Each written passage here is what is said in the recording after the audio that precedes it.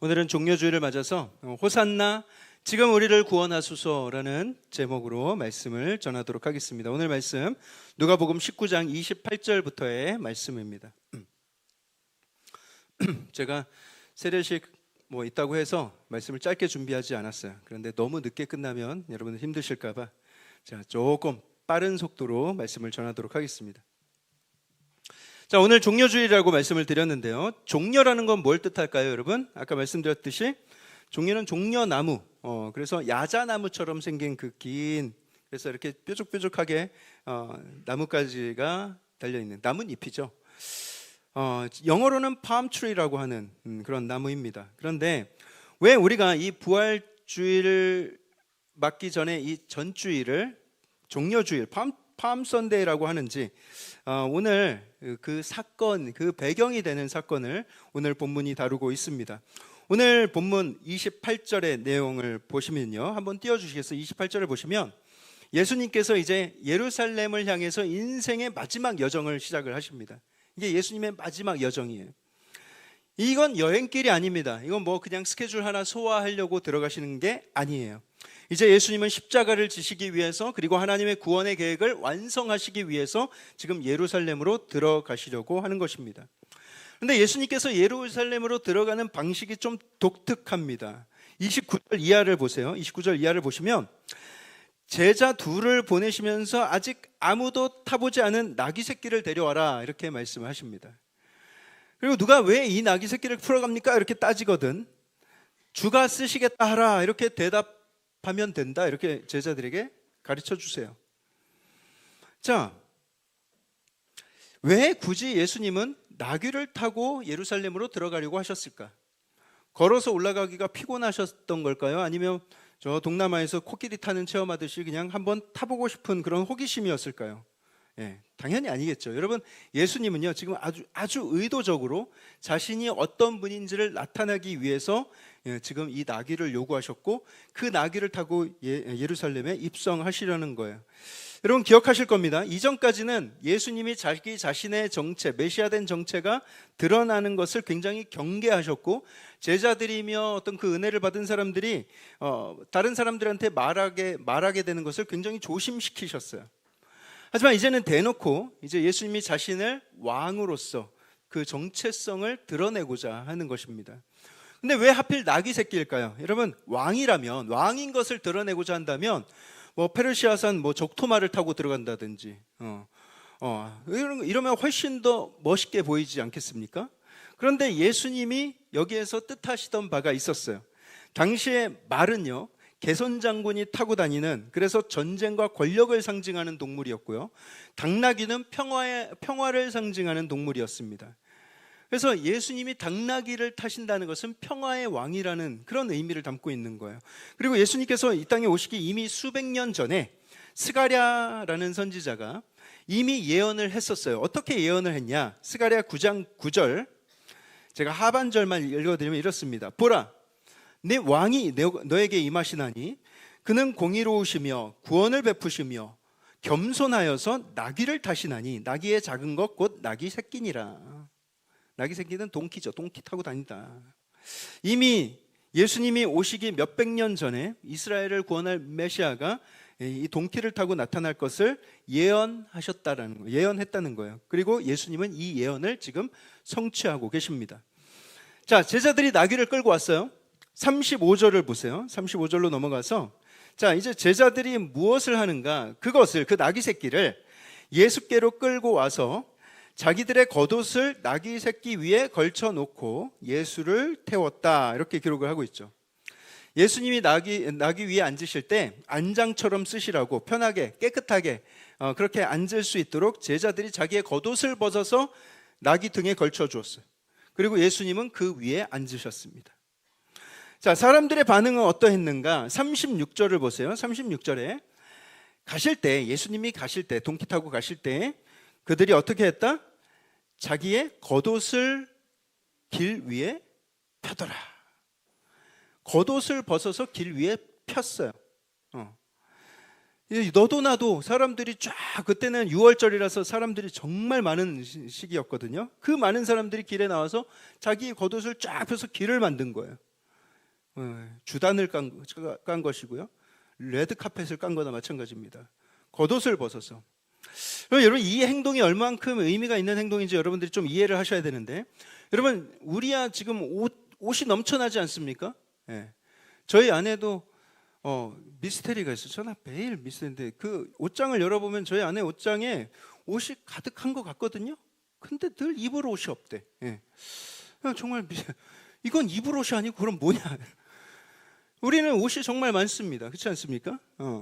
근데 당시 이스라엘 사람들에게 이 겉옷 한 벌은 거의 전 재산이나 다름이 없었어요. 평소에는 이 옷을 입고 다니다가 밤이 되면 이것을 추우니까 이걸 이불처럼 덮고 자는 거예요.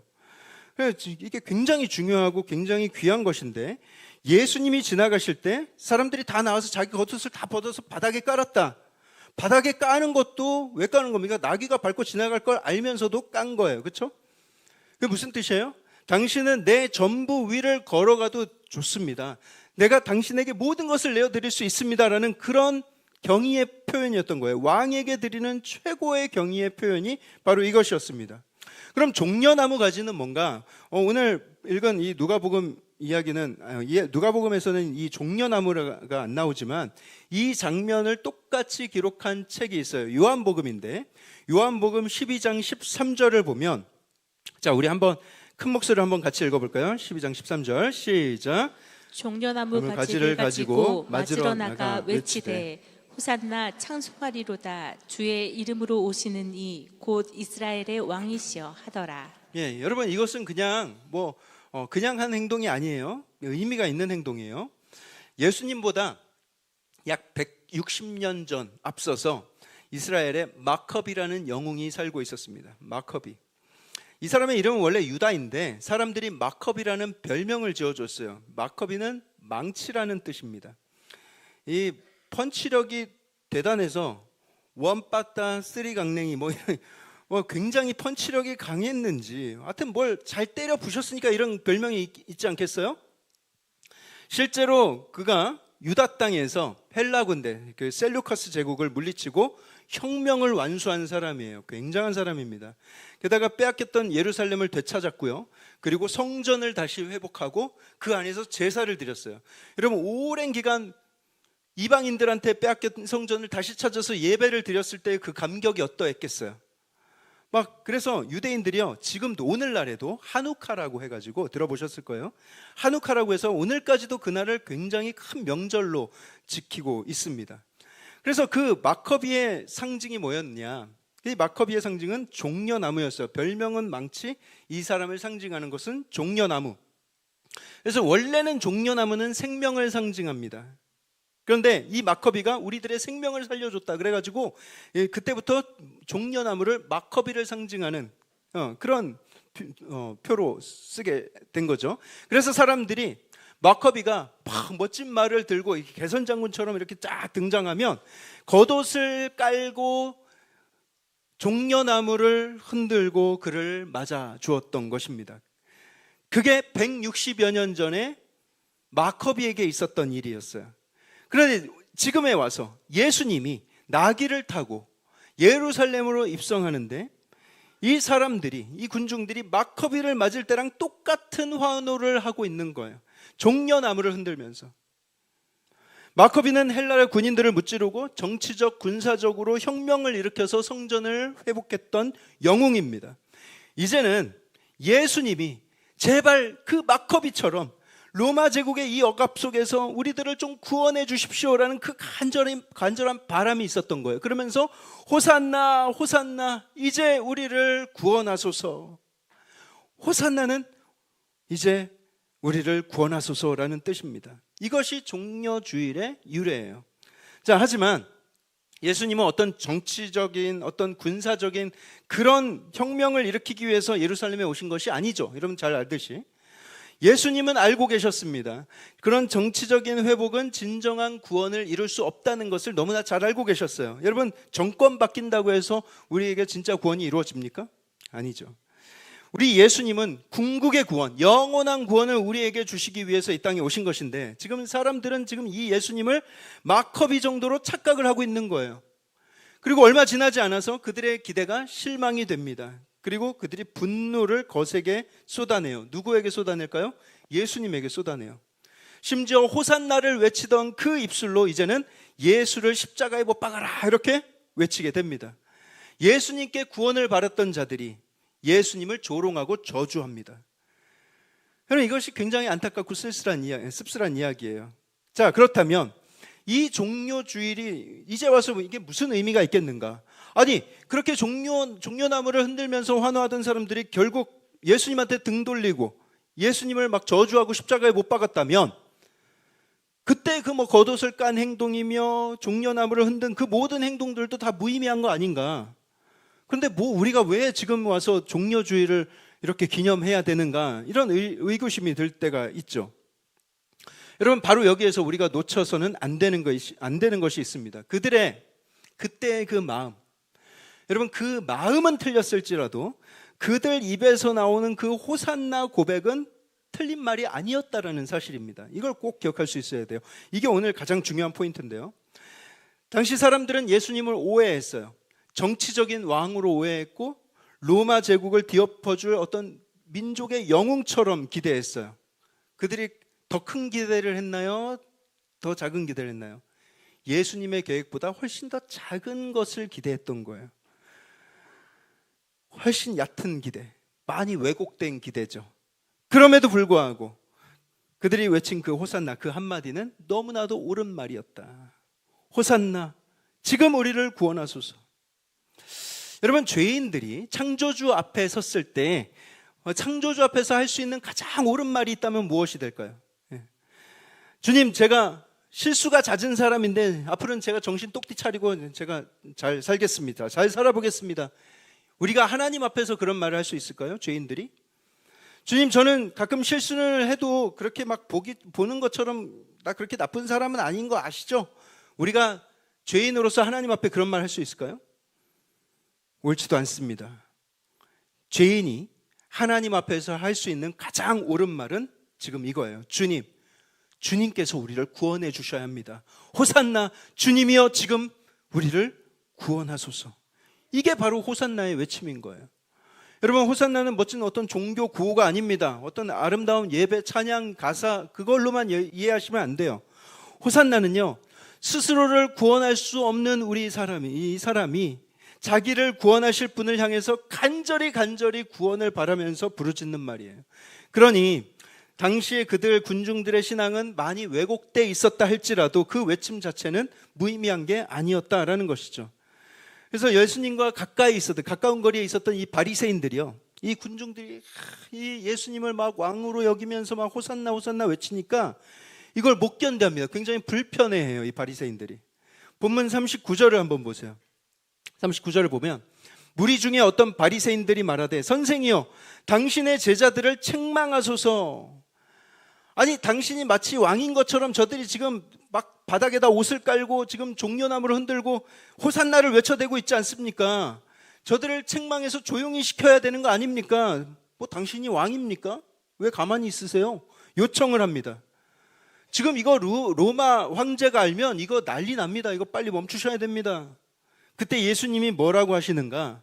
40절 말씀에 우리 함께 읽겠습니다. 40절 읽습니다. 시작. 대답하여 이르시되 내가 너희에게 말하노니 만일 이 사람들이 침묵하면 돌들이 소리 지르리라 하시니라. 여러분, 이게 무슨 뜻이에요? 저들의 외침은 막을 수 없다라는 거예요. 막아서도 안 된다는 거예요. 그들의 외침의 그 처음 동기가 잘못됐다고 해서 그 고백 자체, 호산나 고백 자체를 지워버려서는 안 된다는 것입니다. 왜냐? 저들에게는 구원자가 필요하고 예수님이야말로 진정으로 그들을 구원하실 왕이시기 때문이에요. 사람들은 자기가 원하는 방식으로 예수님께 구원을 기대했습니다. 하지만 우리 예수님은 그들이 생각한 것보다 훨씬 더 크고 놀라운 구원을 주시기 위해서 지금 예루살렘으로 들어가고 계신 거죠. 그들은 로마 제국으로부터 구원받고 싶어 했습니다. 하지만 예수님은 죄와 사망으로부터 그들을 완전히 해방시켜 주시려고 했어요. 그들은 기껏해야 자기의 삶의 형편이 바뀌기를 간절히 원했습니다만 예수님은 인간의 존엄과 그들의 정체성 자체가 새로워지기를 바라고 계셨어요.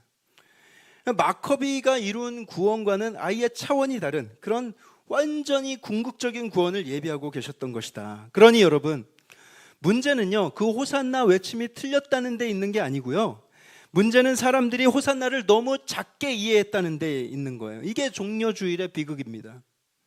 호산나를 외치기는 하는데 자기가 정말 어떤 구원이 필요한지를 모르고 있었던 거. 여러분, 그런데 여러분들은 어떻습니까? 여러분들은 어떤 구원이 필요한지를 알고 계십니까? 여러분, 우리가 외치는 오늘날의 호산나, 주여 우리를 나 좀 구원해 주세요, 나를 도와주세요 하는 그 외침은 그들의 외쳤던 외침과 많이 다릅니까? 여러분, 여러분들이 예수님께 간구하는 구원은 어떤 것들이에요? 여러분들 평소에 무엇 때문에 예수님을 찾으십니까? 혹시 여러분들 입술도 호산나를 외치긴 외치는데 실제 그 마음에 바라는 구원은, 예수님, 제가 새 사람으로 뭐 다시 거듭나는 거 잘 모르겠고요, 제 인생 좀 편하게 좀 해주세요, 좀 이 걱정 근심만 좀 덜어주세요, 이런 마음이진 않습니까? 어떤 분들은 교회에 나오고서 예수님 믿으니까 마음이 평안해지는 게 좋아서 계속 예수님을 믿는데요. 어떤 분들은 사업이 좀 잘 됐으면 하는 바람으로 간절한 마음으로 예수님을 찾은 분들이 계세요. 그리고 지금까지도 그렇게 다니는 분들이 계세요.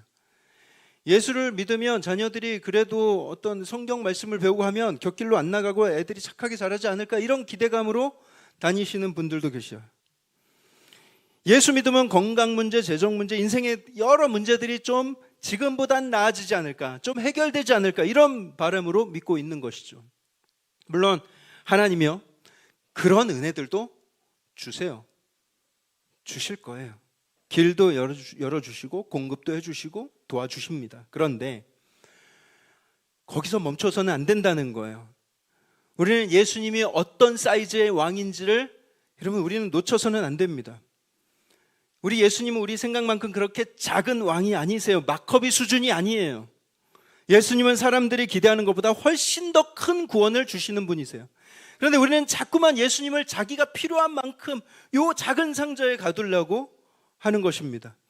내 먹고 사는 문제 해결해 주시는 분, 내 건강과 안전을 지켜주시는 분, 내 직업, 내 사업 형통하게 해주시는 분, 성적 오르게 해주시는 분, 그런 식으로 한껏 축소해버리며 살아가는 것이죠. 그러면 어떤 일이 벌어지는 줄 아십니까? 예수님께서 우리에게 계획하신 구원은 훨씬 더 고차원적인 구원인데, 그리고 예수님은 어떤 문제 해결이 아니라 우리의 존재 자체를 바꾸시고 우리를 깨닫게 하시는 분이신데, 그 과정 속에서 우리가 기대한 바대로 안 될 경우가 많이 있어요. 그러면 사람들은 어떻게 할까요? 예수님께 호산나를 외치던 그 군중들과 똑같이 변하게 됩니다. 군중들은요, 예수님이 자기 기대대로 움직이지 않으시니까 금세 예수님께 실망했어요. 단 며칠 만에. 그리고 예수님께 확 마음을 돌렸어요. 기대가 실망이 되고 실망이 굉장히 큰 분노가 되었습니다. 그리고 결국 호산나의 외침이 십자가에 못 박아라라는 그런 외침이 되었던 거예요. 사랑하는 성도 여러분, 우리는 간혹 예수님을 진짜 왕으로서 모시는 것이 아니라 예수님을 자기 계획을 이루어주는, 자기 계획의 도구로서, 매니저로서 삼고 싶어 할 때가 정말 많이 있습니다. 그래서 예수님이 내 기대를 채워주실 때는 호산나를 외치지만 내 기대를 깨뜨리시면 십자가에 못 박아라, 이런 쪽으로 마음이 기울어지는 거예요. 뭘 여러분들이 실제로 그 얘기를 하지는 않겠지만 예수님을 떠나는 거예요. 여러분, 그것이 굉장히 추악하고 부끄러운 우리 인간의 모습입니다. 사랑하는 성도 여러분, 그런데도 예수님은 그 예루살렘 입성을 멈추지 않으셨어요. 이들의 본심을 모르셨을까요? 이들이 뭘 원하시는지 모르셨을까요? 알고 계셨어요. 그럼에도 불구하고 예수님은 예루살렘으로 기꺼이 들어가셨다. 왜 그랬을까? 호산나가 비록 그렇게 미성숙하고 오해로 가득 차 있어도 그 외침 속에 담긴 그들의 갈망, 구원에 대한 갈망을 들으셨기 때문입니다. 그리고 예수님은 그 갈망에 기꺼이 응답해 주시기 위해서 십자가로 향하신 거예요. 더 좋은 구원, 우리는 바랄 수도 없는 더 좋은 구원을 주시기 위해서 십자가로 기꺼이 들어가셨다. 우리의 마음이 그렇게 완악하고 우리의 마음이 변질될 것을 알면서도 우리에게 더 좋은 구원 주시기 위해서 십자가로 기꺼이 향하신 거예요. 여러분, 이것이 복음입니다. 호산나 주여 우리를 구원하소서, 그 외침을 들으면서 그들이 땅에 깔아놓은 그 겉옷을 밟아가면서 들어가셨어요. 그리고 며칠 뒤에 그 호산나의 외침에 응답해 주셨죠. 어떻게 응답하십니까? 칼과 창으로 응답하지 않으셨어요. 혁명이나 정권 교체로 대답하지 않으셨죠. 작은 동기를 타고 오셔서 또 이번에는 더 작은, 더 낮은, 더 겸손한 그런 십자가 위에 십자가로서 대답을 하셨어요. 왜 그렇습니까? 왜 혁명이 아니라 왜 십자가로 예수님은 응답을 하셨을까요? 왜냐? 우리 인류의 가장 깊은 문제는 로마 제국이 아니라 죄였기 때문인 거예요. 우리의 싸움은 혈과 육의 싸움이 아니었고 진짜 우리에게 위협이 되는 것은 죄와 사망의 권세였기 때문에 예수님이 그걸 해결해 주시려고 했던 거예요. 그래서 예수님은요, 우리의 삶에 표면적으로 보이는 그런 문제들을 그냥 보기 좋게 해결해 주시는 그런 수준의 왕이 아니시라 우리 영혼의 근본적인 문제를 해결해 주시는 왕, 그래서 기꺼이 나귀를 타고 예루살렘으로 전진하시는 우리의 왕이십니다. 그래서 여러분, 우리는 여기에서 십자가를 다시 이해할 수 있어야 돼요. 여러분 잘 들으세요. 하나님은 공의의 하나님이십니다. 우리 인간에게도 공의가 있어요. 우리는 다 하나님 닮은 형상으로 지어졌기 때문에 우리 안에도 공의가 있죠. 어떻게 알아요? 우리 안에 공의가 있는지 없는지? 여러분, 우리가 뉴스를 보고 어떤 신문을 보면 어떤 흉악범들이 아주 극악무도한 죄를 저질렀다는 것을 우리가 들었을 때 어떤 생각이 들어요? 이글이글 분노하게 되죠. 아니 이런 가라마실 막 이러면서. 근데 우리나라 사법 시스템이 제대로 작동이 돼서 야, 이 나쁜 놈이 이 죄에 대한 벌을 좀 제대로 받았으면 하는 마음이 우리 안에 간절히 있습니다. 죄는 큰데 처벌이 약하면 뭐예요? 분노하죠. 아니 대체 판사 검사들이 제정신이냐, 어떻게 저런 놈을 그냥 놔주냐 하면서 말이죠. 여러분, 우리같이 부족한 인간들도 그런 불같은 공의가 우리 안에 있거든. 하물며 우리의 하나님의 공의는 어떻겠습니까? 맞아, 공의가 크면 클수록 죄에 대한 심판은 굉장히 무섭고 맹렬한 거예요. 우리의 하나님은 공의의 하나님이십니다. 죄를 보고 모른 척 덮어두시는 분이 절대로 아니세요. 하나님은 죄를 반드시 갚으십니다. 간혹 우리가 오해할 때가 있어요. 죄악을 저지르는데 나도 그렇고 다른 사람도 그렇고 죄를 저지르는 거 많이 봤는데 당장 심판이 이루어지지 않는 것을 보면서 우리가 오해를 하죠. 죄를 져도 벌을 안 받네? 이렇게 오해할 때가 있어요. 여러분, 그런데 잘 생각해 보세요. 어떤 사람이 도둑질을 했는데 도둑질 할 때마다 하나님이 도둑질 하는 사람을 찾아가서 그 사람을 벼락을 내리셔서 그 사람을 즉시 죽인다고 생각을 해보세요. 그러면 여러분, 이 세상에 도둑이 한 명이라도 있을까요? 세상은 정말 깨끗할 겁니다. 죄 지으면 바로 죽는다는 걸 알면 굉장히 깨끗해질 거예요, 이 세상이. 죄악 없는 세상, 도둑 한 명 없는 세상, 사기꾼 없는 세상, 그런 세상에 오면 너무 좋은데 왜 하나님은 그렇게 안 하시지? 이렇게 생각을 할 때가 있죠. 여러분, 즉각 심판이 이루어지면 굉장히 좋을 것 같지 않습니까? 그런데 만약에 그런 시스템이라면 저와 여러분들은 안전할까요? 만약에 하나님의 즉각 심판이 있는다면 저는 이미 죽어도 몇 번을 죽었어야 됐어요. 즉각 사망. 여러분, 우리 하나님은요, 죄를 선택할 자유도 주셨어요. 다만 그 죄에 대한 심판을 보류하실 뿐입니다. 그 심판은 반드시 이루어지는데 보류하실 뿐이에요. 하나님의 공의는 굉장히 무섭게 임할 것입니다. 그러니 혹시 이렇게 생각하지 않으시면 좋겠어요. 우리 하나님은 인자하시니까 나중에 좋은 게 좋은 거다 하시면서 어떨 때는 죄악을 눈 감아 주실 때도 있는 것 같아. 내가 죄를 몇 번 져봤는데 별 불이익도 없더라고. 이런 생각들 아니에요, 여러분. 하나님은 그 죄를 너무나도 싫어하시고 그리고 반드시 그 죄를 굉장한 공의로 갚으실 것입니다. 대충이 아니라 굉장히 무섭게 심판하실 것인데 죄의 싹은 사망이라 말씀하셨어요. 이미 처벌이 정해져 있어요. 죄를 지으면 죽습니다. 그런데 하나님께서 그 공의만큼이나 또 다른 큰 하나님의 성품이 있죠. 뭐예요? 사랑입니다. 사랑. 하나님은 사랑이시라. 하나님은 공의의 하나님이지만 또 동시에 사랑의 하나님이시기도 한 거예요. 그래서 어떠한 영혼도, 심지어 아무리 흉악한 죄를 저지른 죄인일지라도 하나님은 그 영혼을 아끼고 사랑을 포기하지 않으세요. 아니, 저 악인이, 저 사람이 뭐 하나님한테 뭐 사랑받을 만한 뭐 구석이 있는가? 저 사람이 왜 사랑을 받아야 되지? 이런 생각을 가질 때도 있는데, 하나님은 긍휼과 자비 그리고 끝도 없는 사랑을 가진 분이세요. 그래서 하나님의 사랑으로 품지 못할 죄인은 한 사람도 없다. 그래서 죄인을 그냥 쉽게 다 쓸어버리고 즉각 심판해버리고 다 새로 시작할, 그렇게 하지 않으시는 거예요. 하나님은 우리를 너무나도 사랑하셔서 용서하시고 살려주시기를 원하세요. 그런데 결국에는 공의도 있어야 되잖아요. 여러분, 우리 안에 심어주신 하나님의 아름다운 형상이 있어요. 이마고 데이, 죄로 가리워져 있죠. 근데 하나님은 이 아름다운 형상이 하나님 사랑 안에서 다시 회복되길 원하세요. 하나님은 그런 사랑을 가지고 계세요. 자, 그러면 죄인을 심판해서 반드시 죽음의 형벌을 내리셔야 하는 이 공의의 하나님, 하지만 절대로 사랑을 포기하지 않으시고 어떠한 죄라도 용서해 주실 수 있는 이 사랑의 하나님, 이 둘 다라는 건데, 아니 이게 어떻게 동시에 가능하지? 그러면 더 악한 죄인은 공의를 선택하고 조금 착하게 살면 사랑을 해주시나? 아니에요, 여러분. 하나님의 공의와 사랑은 그 어느 쪽도 포기하지 않으세요. 하나님이 이쪽 저쪽 옮겨 다니지도 않으세요. 그러면 이 공의와 사랑이 어떻게 동시에 가능한가? 여러분, 그것이 바로 십자가의 신비입니다. 십자가는 공의가 무너지는 자리가 아니라 공의가 가장 확실하게 나타나는 자리라고 할 수가 있어요. 거기서 우리의 죄를 대신하여서 그 모든 죄값을 다 짊어지시, 죄값이 사망이라고 했죠. 그 죄값을 예수 그리스도께서 자기의 피값으로, 자기의 생명으로 다 치러주셨어요. 동시에 십자가는 하나님의 사랑이 가장 확실하게 증명된 자리이기도 하죠. 왜 그래요?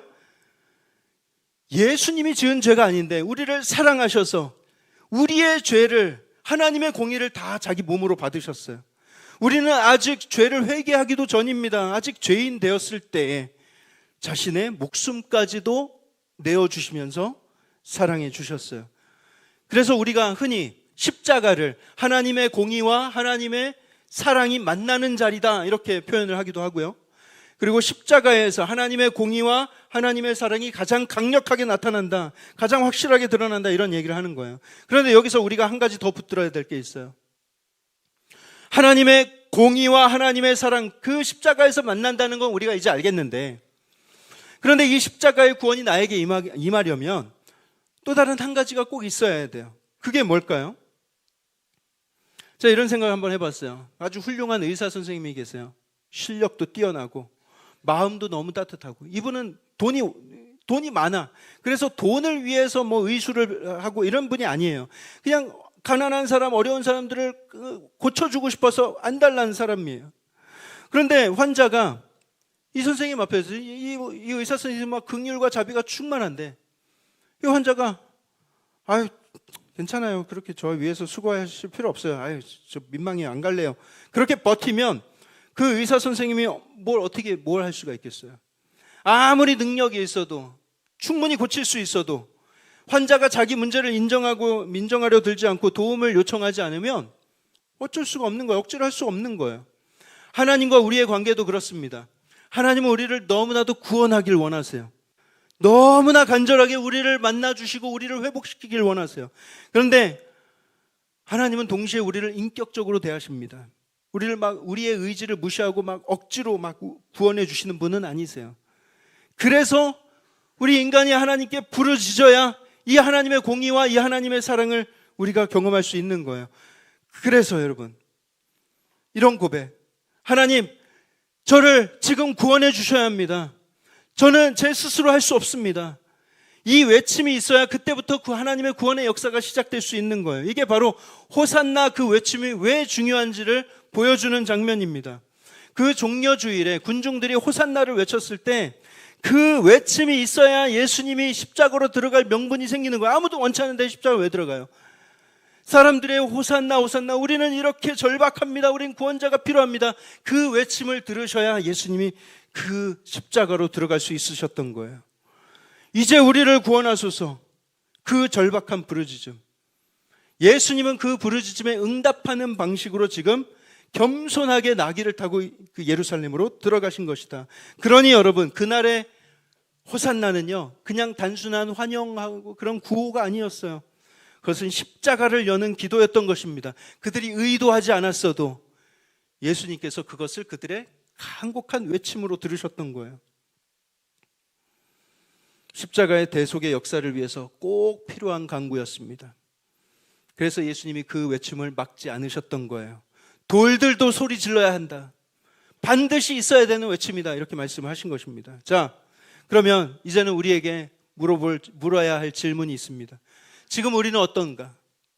우리의 입에서, 우리의 입술에서 호산나가 나오고 있습니까? 여러분, 우리의 삶에서 그 절박한 부르짖음이 아직 살아있느냐는 거예요. 여러분, 솔직하게 우리 지금 호산나의 신앙을 우리가 돌아보면요, 호산나는요, 교회에서 그냥 찬양 가사로 부를 때 말고는 호산나 잘 쓰지 않습니다. 저도 그랬었어요. 밝고 경쾌하게 부르는 호산나, 호산나. 그냥 노래 속의 단어로 무슨 뜻인지도 모르고 그냥 그렇게 부르던 가사. 절박함이 없죠. 간절함도 없죠. 예배 분위기 좋게 찬양할 때 구호처럼 그냥 호산나, 호산나. 그런데 여러분, 이 단어가 어떻게 처음 태어나게 되었는가? 그 태어난 자리가 어딘가? 사방이 원수에게 우겨쌈을 당해서 내가 아무것도 할 수 없을 때 이 고백이 나온 거예요. 내 힘으로는 도저히 내 인생, 내 영혼 어찌할 바를 모를 때, 이 죄와 사망으로부터 내가 어떻게 해야 될지 모를 때, 그 절망의 자리에서 이 호산나가 튀어나온 거예요. 그 자리에서 구원자를 바라는, 메시아를 간절히 바라는 그 외침이었습니다. 그런데 여러분, 우리에게 그 절박함이 아직 남아있는가?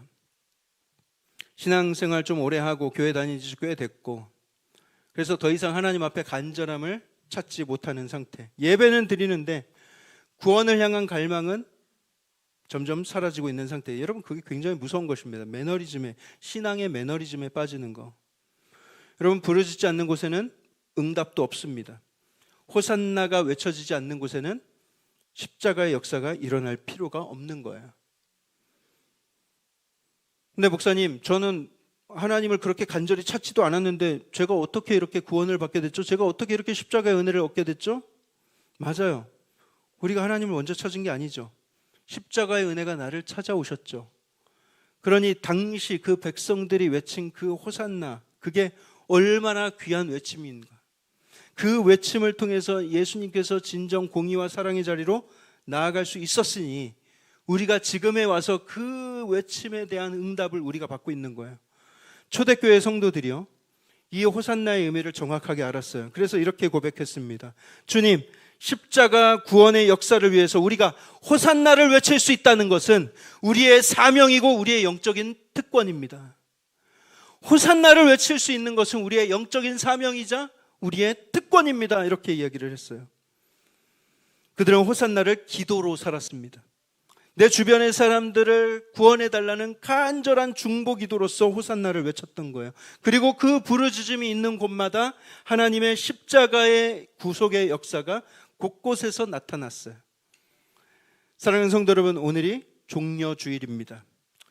원래는요, 이 종려주일이라는 이름이 아니었어요. 팜 선데이가 아니라 원래는 호산나 선데이였어요. 도미니카 호산나, 호산나 주일. 그러니 여러분, 이 날은 종려나무 흔든 거 그걸 기념하는 날이 아닙니다. 호산나, 지금 우리를 구원하소서, 그 외침을 기념하는 날이 되어야 되는 거예요.